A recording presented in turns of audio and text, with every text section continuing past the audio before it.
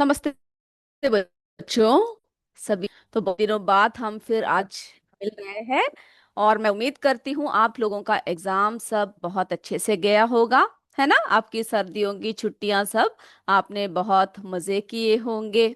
अब हमारी जो है बारी आ रही है वापस पढ़ने की, क्योंकि अभी हम अगर पढ़ेंगे तभी जो है अब क्या होगा, और एग्जाम्स आने वाले हैं, है ना। तो उसमें जो है हमें बहुत अच्छे से मार्क्स सब स्कोर करना है। तो मेरे बच्चे सब रेडी है, सभी को बहुत बहुत गुड आफ्टरनून।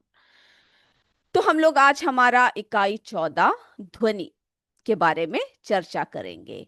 तो ध्वनि हम सबको पता है ना। सभी सजीवों तथा निर्जीवों द्वारा उत्पन्न अनेक प्रकार की आवाजें होती है। अभी हम लोग एक दूसरे से बात कर रहे हैं, एक दूसरे की ध्वनि सुन रहे हैं, है ना। सुबह से सोते समय तक आप लोग क्या करते हो, विभिन्न प्रकार के साउंड सुनते हो, ध्वनि सुनते हो ना सभी। यस, मेरे सारे बच्चे सुनते हैं। तो बच्चों, ध्वनि क्या है? ध्वनि ऊर्जा का वह रूप है जो वस्तुओं के कंपन, यानी जब वस्तुएं वाइब्रेट होती है, वस्तुओं के वाइब्रेशन की वजह से क्या होता है, उत्पन्न होता है ना। तो ध्वनि भी एक ऊर्जा है, ये बात आपको समझ में आ गया, जो वस्तुओं की कंपन से उत्पन्न होता है ना। और तरंगों के रूप में, किस रूप में आता है? तरंगों के रूप में हवा, पानी या ठोस माध्यम से चलकर कहां तक आता है? हमारे कानों तक पहुंचता है। क्या करता है? हमारे कानों तक पहुंचता है, जिससे हम सुनने का अनुभव होता है। यानी जो जिससे हम लोग क्या कर सकते हैं, बातें सुन सकते हैं, है ना। ईयर, यस के यूपीएस हमनी के बच्चे बोल रहे हैं, साउंड हम अपने कानों से सुनते हैं, है ना। कौन सा इंद्रिय बताया था कानों को, ये भी बताइएगा मुझे। चलिए, तो हम लोग जो है कानों से हर चीज सुनते हैं। तो ध्वनि क्या है? ऊर्जा का वह रूप है जो वस्तुओं के कंपन से उत्पन्न होता है। ओके। और किस रूप में? तरंगों के रूप में, पानी या ठोस माध्यम से चलकर हमारे कानों तक पहुंचता है। यस, एनर्जी बोल रहे हैं हमारे के यूपीएस अमनी के बच्चे, है ना, के यूपीएस डोमेला के बच्चे जवाब दे रहे हैं। सभी बच्चे यस बोल रहे हैं। तो इतनी बातें क्लियर हुआ आप सबको? ओके, आगे चलते हैं। अब देखिए बच्चों, यह वस्तुओं के अलग अलग कंपन पैटर्न के कारण होता है। अगर आप लोग जो है ये देखिए, यहाँ पर क्या हो रहा है, ग्लास ले रखा है, इसमें पानी भरा हुआ है, उसमें एक एक क्या कर रहे हैं, एक जो है किसी भी चीज से उसमें जो है मारा जा रहा है। तो हमें अलग अलग प्रकार के क्या सुनाई देता है? ध्वनि सुनाई देता है ना। यस, हमारे सीएस छाची के बच्चे बोलिए, CS Gosaipur, CS Deoria composite विद्यालय कनकपुर के बच्चे, ओके, हमारे यूपीएस पिटलोकर के बच्चे सब बताइए, मुझे सुनाई देता है ना अलग अलग प्रकार के साउंड्स आप सबको? यस, हमारे डोमेला के बच्चों ने भी यस बोल दिया है। अब देखिए, अब अलग अलग बर्तनों में आपको क्या होगा, अलग अलग आवाज सुनाई देगा। अगर आप स्टील की बर्तन लो, स्टील की चम्मच लो, उसको पीटो, है ना, उसमें जो है आवाज करो, तो क्या होगा, ध्वनि जो है अलग तरीके से सुनाई देगा। तो हर तरह के ध्वनि का हम लोग क्या करते हैं, हम लोग जो है सुनते हैं, सभी को जो है हम लोग पहचानते हैं, सुनते हैं। अब देखिए, चिड़िया जब चहचहाती है तो एक अलग आवाज आती है, कभी कभी बहुत मधुर स्वर सुनाई देता है ना। कोयल की कूक सब क्या कैसे होती है, बहुत ही सुंदर होती है, बहुत ही प्यारी होती है। सुना है आप लोगों ने? कभी कभी ऐसा किया कीजिए कि सुबह सुबह जब उठते हो तो जरा बाहर निकल के देखा कीजिए और सुनने की कोशिश कीजिएगा कि किस किस तरह के आवाज जो है आपके कानों तक आ रहे हैं। क्योंकि उस समय पर क्या होता है, शोर कम होता है और आपको जो है हर तरह के ध्वनि का आनंद जो है ले सकते हैं। यस, कॉम्पोजिट विद्यालय कुटुपुर के बच्चे बोल रहे हैं अलग अलग चीजों से अलग अलग आवाजें सुनाई देती है। बिल्कुल सही कहा मेरे बच्चों ने। ओके, हमारा सीएस नथपुर के बच्चे, देवरिया के बच्चे सब बोल रहे हैं। चलिए, अब देखिए घड़ी की आवाज जब सुनते हैं, है ना, टिक टिक आवाज आती है। अगर आपके स्कूल में कोई घड़ी लगा है तो अभी आपको सुनाई नहीं देगा क्योंकि बहुत शोर होता है। लेकिन अगर आप शांत कमरे में बैठे हो, कोई आवाज ना हो, तो आप घड़ी की जो है ये टिक टिक साउंड को, ध्वनि को सुन सकते हो।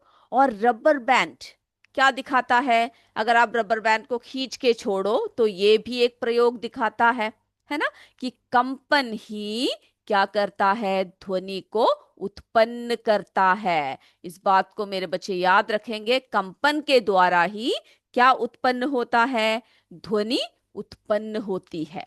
ओके, चलिए, तो बच्चों ध्वनि क्या है? ध्वनि ऊर्जा का एक रूप है। ध्वनि कंपन से उत्पन्न होती है। ध्वनि सुनने का अनुभव कराती है। सहमत हो ना सभी? यस, बिल्कुल सहमत है ना। तो ध्वनि ऊर्जा का रूप है। किसका रूप है? ऊर्जा का रूप है। ध्वनि कंपन से उत्पन्न होता है ना। और ये हमें जो है सुनने का अनुभव कराती है ना। यस, यस, मेरे बच्चे सभी यस बोल रहे हैं। हमारे जो है यस, यूपीएस डोमेला के बच्चे बोल रहे हैं पहले के जमाने में हमारे पूर्वज लोग बर्ड्स की आवाज सुनकर उठ जाते थे। बिल्कुल, पहले के जमाने में ही नहीं, आजकल भी, है ना। सुबह सुबह का, इसीलिए मैंने आपसे कहा सुबह के समय अगर हम बाहर को निकले तो हमें जो है बहुत मधुर चिड़ियों की आवाज जो है, उनकी चहचहाने की आवाज जो है वो सुनाई देता है। बिल्कुल सही पहचाना। ओके, चलिए, तो बच्चों जो ध्वनि का उत्पादन, जब कोई वस्तु कंपन करती है तो ध्वनि उत्पन्न होती है। बिना कंपन के ध्वनि उत्पन्न नहीं होती। ओके, उदाहरण के लिए, अब उदाहरण देखिए, घंटी बजाने पर, है ना, घंटी बजाने पर क्या होता है, ध्वनि उत्पन्न होता है। ढोलक पर चोट करने पर, यानी ढोलक पर पीटने पर हमें जो है ध्वनि सुनाई देता है। गिटार के तार हिलाने पर हमें क्या सुनाई देता है, हमें जो है ध्वनि सुनाई देता है। तो ध्वनि जो है किसके हिसाब से होता है, कैसे होता है? ध्वनि जो है जब कंपन होता है तब क्या होता है, ध्वनि होता है। अब देखिए ध्वनि को उत्पन्न करने की विधियां जरा देख लेते हैं।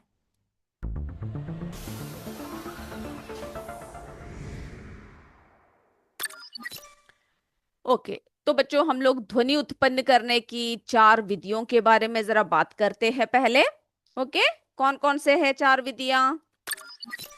आघात से, जैसे मैंने आपको अभी बताया, जैसे ढोलक पर, तबले पर हम लोग क्या करते हैं, जब आघात करते हैं तो क्या होता है, तो जो है ध्वनि सुनाई देता है ना।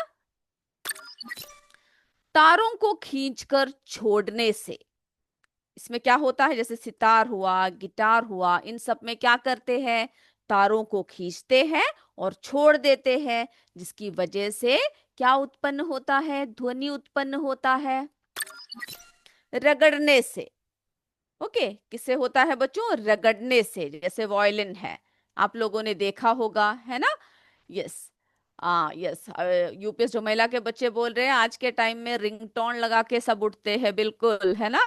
हम लोग जो है बाहर की प्राकृतिक हवा को पहचानने की, यानी प्राकृतिक ध्वनियों को पहचानने की जगह हम लोग क्या करते हैं, सब मशीनों का इस्तेमाल करते हैं। बिल्कुल सही कहा। ओके, तो हम लोग ध्वनि के बारे में बात कर रहे हैं। रगड़ने से उत्पन्न होता है जैसे वायलिन। फूंक मारने से, जैसे बांसुरी, है ना, शहनाई, ये सब में कैसे ध्वनि उत्पन्न होती है, फूंक मारने से। तो आप लोगों ने देखा ध्वनि उत्पन्न करने की 4 विधियां, आघात से, तारों को खींचकर छोड़ने से, रगड़ने से, फूंक मारने से। इन सब से जो है ध्वनि उत्पन्न होती है। और जब ध्वनि उत्पन्न होता है तो हमारे कानों तक जो है ये ध्वनि कैसे पहुंचता है, बता सकते हो कोई आप? जरा देख लेते हैं। ओके, तो बच्चों जो ध्वनि है, ये देखो किस तरह से जो है ध्वनि वो हमें सुनाई दे रहा है ना। तो ध्वनि तरंगे क्या करती है, ये जो तरंग आ रहा है यहाँ पर, ध्वनि तरंगे कान में प्रवेश करती है। कहाँ पर प्रवेश करती है? कान में प्रवेश करती है। और कान के जो पर्दा है उसमें क्या होता है? कान के जो पर्दे हैं उसमें कंपन करता है। और इस कंपन की वजह से ये हमारे कान के अंदर के नसों तक पहुंचते हैं, है ना। फिर जो है मस्तिष्क क्या करता है, हमारा ब्रेन इन्हें ध्वनि के रूप में पहचानता है ना। ऐसा होता है ना। अब जरा देख लेते हैं, ये देखिए यहाँ पे जो है ध्वनि आ रही है। ये बच्ची जो है यहाँ पर खड़ी है। तो किस तरह से जो है ध्वनि को देखते हैं। यहाँ पे देखिए बच्चों, फ्रीक्वेंसी है, यानी इसमें आवाज की तीखापन हमें बताती है। ओके, जब आवाज जो है क्या होता है, तेज होता है, फ्रीक्वेंसी हमें ये जो है बताता है। अब ये देखिए यहाँ पर एम्पलीट्यूड है। ये जब होता है जब आवाज की तेजी, लाउडनेस पर ये निर्भर करता है। अब जरा हम इसको बढ़ाकर देखते हैं। ओके, क्या क्या फर्क होता है। अगर अधिक क्या होगा, एम्पलीट्यूड होगा, तो ये देखिए, आप देख रहे हो, तो आवाज कैसे हो जाएगी, तेज हो जाएगी। अब हम क्या करेंगे, अब अधिक फ्रीक्वेंसी को बढ़ा देते हैं। देख रहे हो किस तरह से क्या हो रहा है, आवाज जो है फ्रीक्वेंसी तीखापन बताती है। देखो ये तीखी आवाज हो गई, है ना। अगर हम ज्यादा फ्रीक्वेंसी करेंगे तो फ्रीक्वेंसी क्या होगा, आवाज तेज होगा। अब देखिए, ये देखिए जब हमने कम कर दिया उसको, है ना, जब हमने जो है फ्रीक्वेंसी को हमने क्या कर दिया, कम कर दिया, तो क्या होगा, आवाजें भारी हो जाती है। कैसी हो जाती है? जैसे कि ढोल की आवाज है, आवाज भारी हो जाती है अगर हम फ्रीक्वेंसी को कम करेंगे। अगर फ्रीक्वेंसी को अधिक करती है, ये देखो कैसे हो रही है, आवाज तीखी होती है। जैसे कि सीटी बजती है ना। जैसे सीटी बजती है तो क्या होता है, आवाज तीखी होती है। तो अगर फ्रीक्वेंसी अधिक होगी तो आवाज तीखी होगी, और अगर कम होगा तो आवाज कैसे हो जाएगी, आवाज जो है भारी हो जाती है, जैसे कि ढोल है। ओके, अब हम एक और देख लेते हैं। यहाँ पे देखिए, अब दो लाउड स्पीकर रखे हुए हैं, है ना। अब हम क्या करेंगे, दोनों को जो है समान इसमें रखा हुआ है, तो कैसा लग रहा है, दोनों लाउड स्पीकरों की अगर फ्रीक्वेंसी और एम्पलीट्यूड को अगर समान रखा है। ओके, देख रहे हो कैसा हो रहा है, आवाज जो है एक, यानी दो दो लाउड स्पीकर जब यूज करते हैं तो आवाज जो है साफ और स्थिर सुनाई देता है।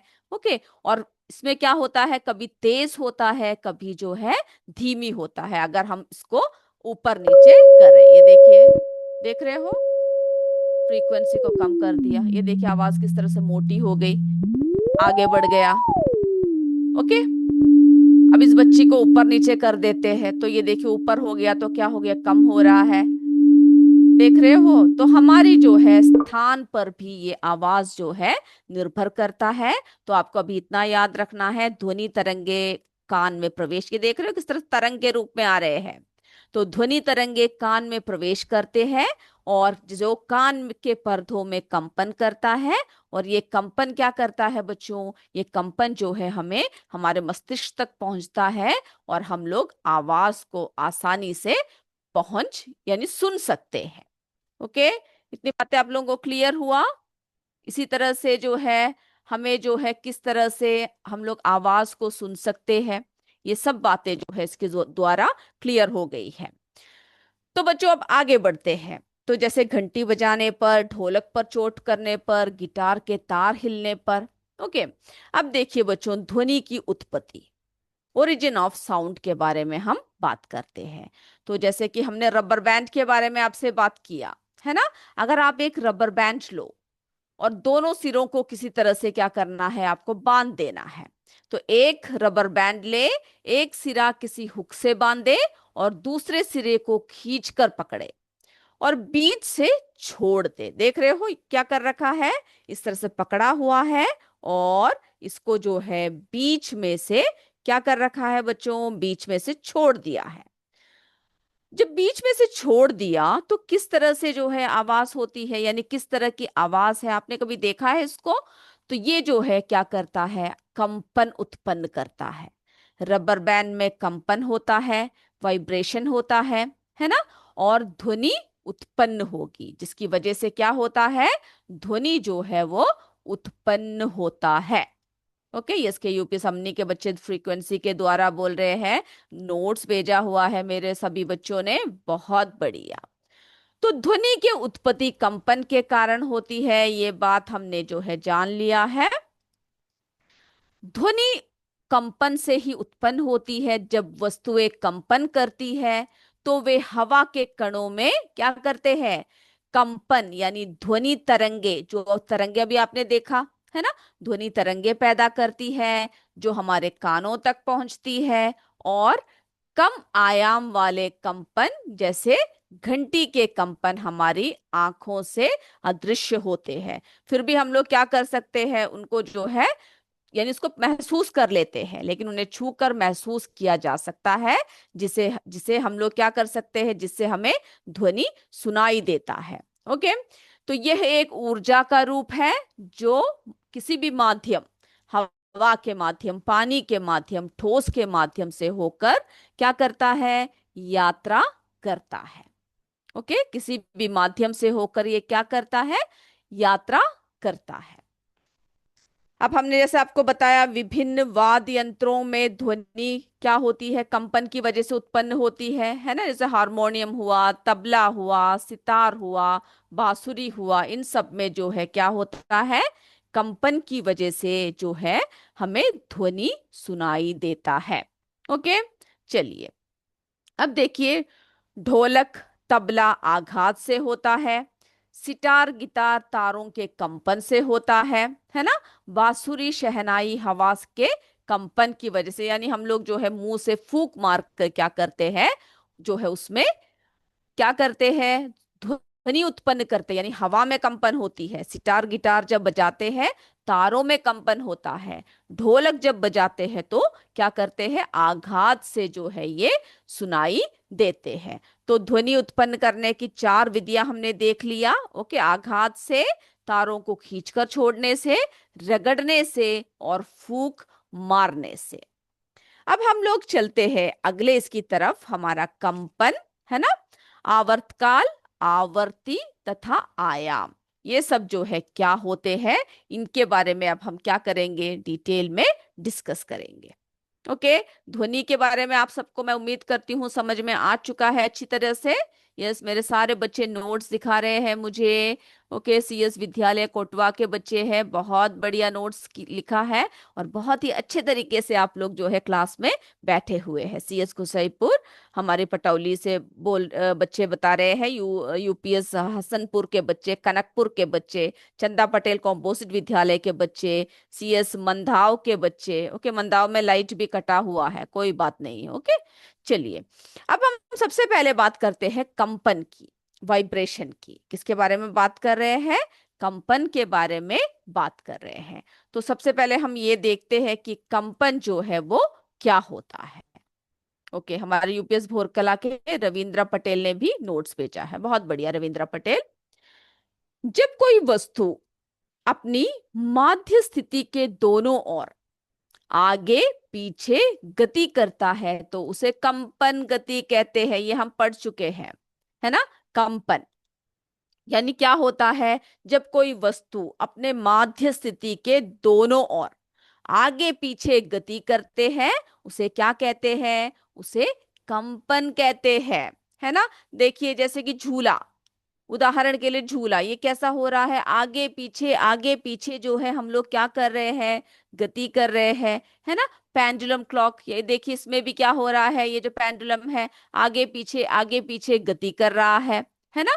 गिटार की तार जो है जब हम खींच के छोड़ते हैं तो क्या होता है, आगे पीछे की तरफ गति करता है। तो इस गति को हम लोग क्या कहते हैं, ऐसे गति को कंपन गति कहते हैं। क्लियर हुआ ये बात? आगे बढ़ जाए हम लोग।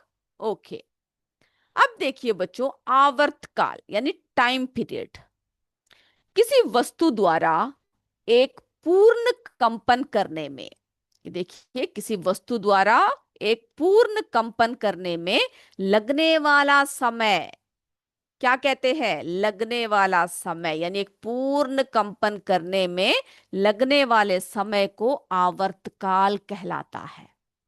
क्लियर है ये बात? बताइए, फिर हम आगे बढ़ेंगे। यस, कॉम्पोस्ट विद्यालय कुटुपुर के बच्चे यस बोल रहे हैं। हमारे सीएस दौराहा के बच्चे, कॉम्पोस्ट विद्यालय लक्षारपुर, गोसाईपुर के बच्चे, लक्षारपुर के बच्चे। ओके, तो आगे बढ़ते हैं। यस, कुटुपुर के बच्चों ने भी बोल दिया है, दौराहा के बच्चे सभी ने बोल दिया है। तो आगे बढ़ते हैं। इसे जो है, जैसे कि हम लोग किसके बारे में बता, टाइम पीरियड के बारे में बता रहे हैं, यानी आवर्तकाल। तो इसे जो है किससे दिखाते हैं? टी से दिखाते हैं। और इसका एसआई मात्रक समय का क्या होता है? सेकंड होता है। ओके, एसआई मात्रक क्या है इसका? सेकंड है। इस बात को भी आपको याद रखना है। ओके, ये सब हमने जो है पढ़ा हुआ है, ये सारी बातें। अब देखिए बच्चों, आवर्ती, क्या बात कर रहे हैं? आवर्ती, यानी एक सेकंड में किए गए कुल कंपनों की संख्या को क्या कहते हैं? आवर्ती कहते हैं। कितने सेकंड में? एक सेकंड में। ओके, तो यानी आवर्ती के बारे में हम बात कर रहे हैं। तो एक सेकंड में किए गए कुल कंपनों की संख्या को आवर्ती कहते हैं। और इसका जो एसआई मात्रक है उसको जो है किसमें कहा जाता है? हर्ट्ज में कहा जाता है। यानी एक हर्ट्ज कितना होगा? बराबर एक कंपन प्रति सेकंड। ओके, इस बात को भी आपको याद रखना है। ये आपसे जो है क्या कर सकते हैं? एग्जाम में पूछ सकते हैं। ओके, इसको भी आपको अच्छे से याद रखना है। हो गया याद? चंदा पटेल कॉम्पोस्ट विद्यालय के बच्चे यस बोल रहे हैं, यूपीएस फटूपुर के बच्चे। ओके, और बताइए मुझे। ये सीमा रावत जी के यूपीएस पिंडरा के बच्चे यस बोल रहे हैं। बहुत सारे नोट सब भेजा हुआ है, बहुत बढ़िया तरीके से आपने किया है। ओके, चलिए अब हम आयाम के बारे में बात करते हैं। कंपन करती हुई वस्तु का मध्य स्थिति से अधिकतम विस्थापन क्या कहलाता है? आयाम कहलाता है। ओके, जो कंपन कर रही है वो वस्तु, उसकी जो है माध्य स्थिति से कैसा होता है? उसकी जो माध्य स्थिति है उससे अधिकतम विस्थापन क्या कहलाता है? आयाम कहलाता है। आयाम से ध्वनि की तेज या धीमी का पता लगता है। यानी जो ध्वनि है वो कैसा है? वो तेज है या धीमी है? अभी हमने आपको दिखाया भी था, है ना? तो आयाम से ध्वनि का तेज या धीमी गति का पता लगता है, यानी लाउडनेस का पता लगता है। अगर अधिक आयाम होगा तो कैसा होगा? ध्वनि कैसी होगी बच्चों? अगर अधिक आयाम होगा तो जो गति है वो कैसा होगा? वो जो है बिल्कुल तेज होगा। यानी हायर एम्पलीट्यूड अगर होगा तो तेज ध्वनि होगा, है ना? हमने अभी अभी देखा था किस तरह से तेज हो जाती है। अगर कम आयाम हुआ, ओके, अगर कम आयाम हुआ तो जो है ध्वनि कैसे सुनाई देती है? धीमी सुनाई देती है। याद हो गया ये बात? अगर आयाम से ध्वनि की तेज या धीमी का पता चलता है। ओके, अगर अधिक आयाम होगा तो क्या होगा? तेज ध्वनि होगा। अगर कम आयाम होगा तो क्या होगा? धीमी ध्वनि होगा। ओके, चलिए अब आगे बढ़ते हैं। ध्वनि और कंपन। तो ध्वनि कंपन से उत्पन्न होती है। हमने देख लिया ये बात। ध्वनि जो है किससे उत्पन्न होती है? कंपन से उत्पन्न होती है।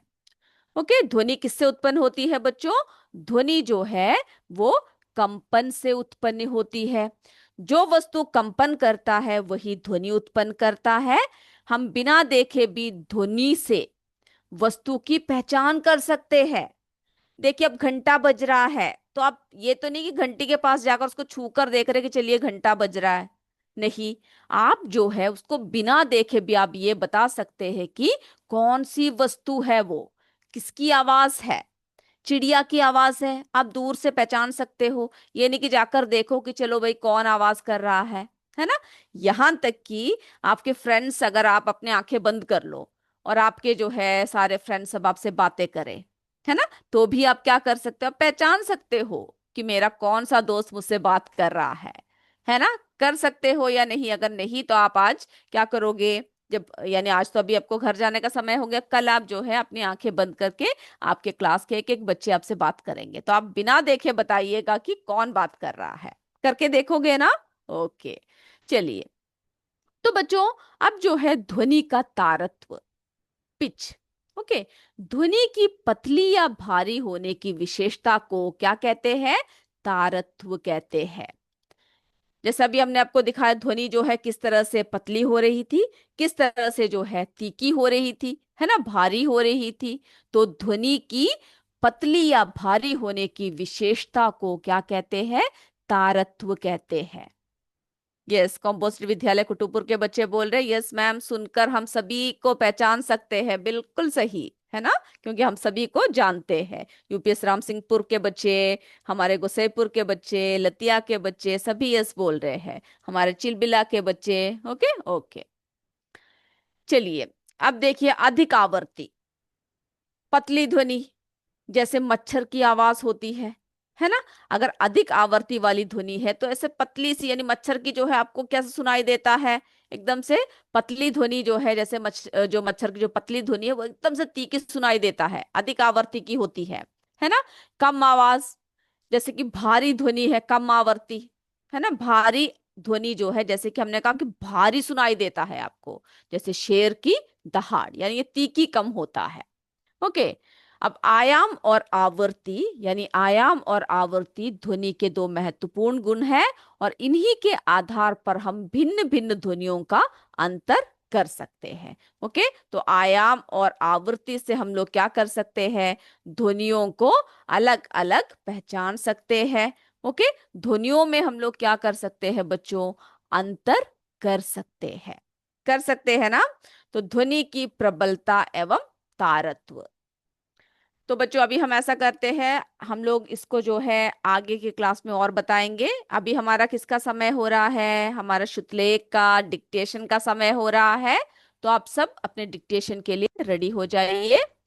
ओके, सब जो है आपकी डिक्टेशन का जो आप पेज में जो लिखते हो वो निकालिए, और आपके स्कूल का नाम लिखना है, और फिर आपको क्या करना है? आपका रोल नंबर लिखना है, और हम जो जो बोल रहे हैं वो आपको एक एक करके लिखना है। सब तैयार है? यस, मेरे बच्चे सभी तैयार है। तो सबसे पहला शब्द जो हम बोल रहे हैं वो आप सब लिख लीजिए, कंपन। कंपन, जो सबसे पहला वर्ड आपको लिखना है वो है कंपन।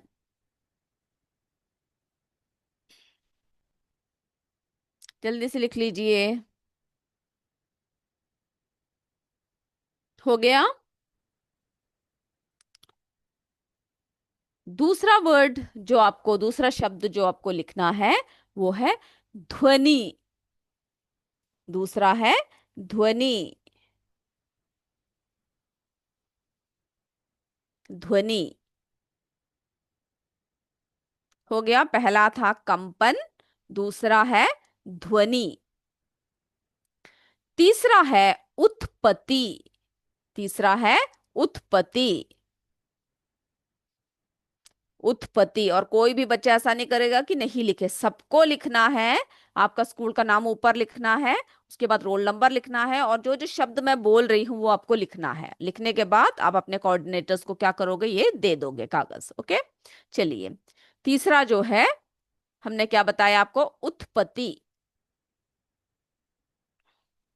जो चौथा वर्ड है वो आपको लिखना है आवर्ती। आवर्ती। चौथा आवर्ती। और पांचवा वर्ड है आयाम। पांचवा वर्ड है आयाम। हम एक और बार रिपीट करते हैं सभी वर्ड्स को, ध्यान से सुनिए। पहला है कंपन, दूसरा है ध्वनि, तीसरा है उत्पत्ति, चौथा है आवर्ती, और पांचवा है आयाम। तो मेरे बच्चों ने, सभी ने जो है सबने लिख लिया है, मैं उम्मीद करती हूँ। और आपको आज की क्लास अच्छे से समझ में आया है ना? ये भी बताइएगा मुझे। और अगले क्लास में हम क्या करेंगे? फिर आगे की तरफ बढ़ेंगे, और अगले क्लास में हम और भी बहुत सारे बातें आगे लेकर आएंगे। तब तक विदा लेते हैं। जय विद्या शक्ति, जय हिंद, जय भारत। धन्यवाद मेरे बच्चों। Thank you sir.